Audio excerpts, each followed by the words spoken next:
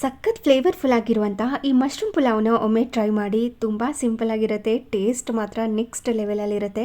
ಮೊದಲಿಗೆ ಇದನ್ನು ಮಾಡ್ಕೊಳ್ಳೋದಕ್ಕೆ ಒಂದು ಮಿಕ್ಸಿ ಜಾರ್ಗೆ ಹಸಿಮೆಣಸಿನಕಾಯಿ, ಶುಂಠಿ, ಬೆಳ್ಳುಳ್ಳಿ, ಈರುಳ್ಳಿ, ಪುದೀನ ಸೊಪ್ಪು, ಕೊತ್ತಂಬರಿ ಸೊಪ್ಪು, ಸ್ವಲ್ಪ ಜೀರಿಗೆ, ಕಾಳುಮೆಣಸು, ಧನಿಯಾ, ಚಕ್ಕೆ, ಲವಂಗ, ಏಲಕ್ಕಿ, ಕಲ್ಲು ಹೂವು, ಸ್ವಲ್ಪ ತೆಂಗಿನಕಾಯಿನ ಹಾಕಿ ಸ್ಮೂತಾಗಿ ಪೇಸ್ಟ್ ಮಾಡ್ಕೊಂಡಿದ್ದೀನಿ. ಇವಾಗ ಒಂದು ಕಡಾಯಿಗೆ ಸ್ವಲ್ಪ ಎಣ್ಣೆ ಕಾದಾದ ನಂತರ ಹೋಲ್ ಸ್ಪೈಸಸ್ನ ಹಾಕಿ ಫ್ರೈ ಮಾಡಿಕೊಂಡು ಸಣ್ಣದಾಗಿ ಉದ್ದದಾಗಿ ಹೆಚ್ಚಿಟ್ಕೊಂಡಿರುವಂಥ ಈರುಳ್ಳಿನ ಹಾಕಿ ಫ್ರೈ ಮಾಡ್ಕೊಂಡಿದ್ದೀನಿ. ನಂತರ ರುಬ್ಬಿ ಇಟ್ಕೊಂಡಿರುವಂಥ ಮಸಾಲ ಪೇಸ್ಟನ್ನು ಹಾಕಿ ಮತ್ತೆ ಅದನ್ನು ಫ್ರೈ ಮಾಡಿ ಕಟ್ ಮಾಡಿ ಇಟ್ಕೊಂಡಿರುವಂಥ ಟೊಮ್ಯಾಟೊ, ಮಶ್ರೂಮ್, ಸ್ವಲ್ಪ ಉಪ್ಪನ್ನು ಹಾಕಿ ಚೆನ್ನಾಗಿ ಮಿಕ್ಸ್ ಮಾಡಿಕೊಂಡು ಫ್ರೈ ಮಾಡ್ಕೊತಾ ಇದ್ದೀನಿ.